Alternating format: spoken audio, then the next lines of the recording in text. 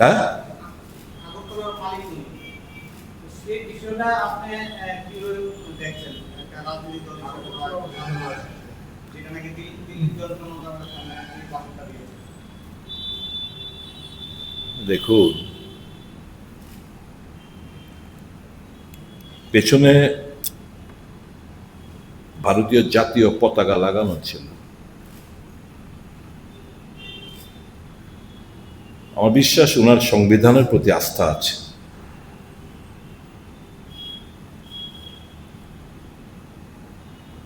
এই ত্রিপুরার মালিক আমি, আপনি, প্রদ্যুৎবাবু, সকল অংশের মানুষ, বর্ণের, ধর্মের, জাতপাতের। এ দেশ আমাদের, ত্রিপুরা আমাদের, প্রত্যেকটি মানুষের জায়গা। কাজেই উনি যদি ওই রাজন্য আমলের কথা বলে থাকেন, ওনার মাইন্ড সেট আপটা যদি এখন ওই ওই সময় গিয়ে থাকে, I am sorry to say that India is a sovereign country. There is no princely state, it no more exists.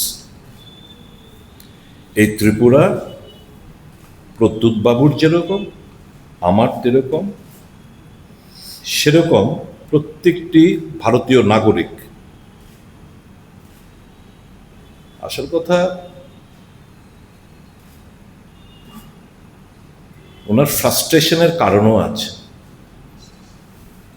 6 মাসের কথা বলে 18 মাস পার হয়ে যাচ্ছে। There is no constitutional solution, কুছ লা দেঙ্গে, এইসব যে বলেছিল, যার প্রেক্ষিতে এই সমস্ত বলে ওনার নিজের সিস্টারকে মেম্বার অফ পার্লামেন্ট বানিয়ে এনেছেন। তো এখন সামনে নির্বাচন আসছে, কি নিয়ে যাবে, কোন ইস্যু নিয়ে যাবে মানুষের কাছে? তবে এই ভড়কানেওয়ালা স্পিচ इसलिए दे रहे हैं ताकि आम जनता का ध्यान कहीं और भटक जाए, कहीं और भटक जाए। तो मैं प्रद्युत बाबू के साथ बिल्कुल हूं जहां तक ये सवाल है कि मोर एम्पावरमेंट ऑफ द एडीसी।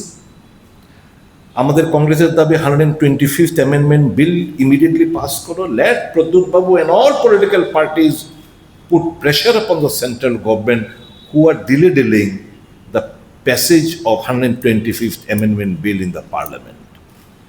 আমরাও চাই এই রাজ্যের আদিবাসী অংশের মানুষের হাতে রাজনৈতিক, অর্থনৈতিক, সামাজিক ক্ষমতা আরো বেশি মাত্রায় আসুক, and that is possible by amending the 125th amendment, by passage of 125th amendment bill of the constitution.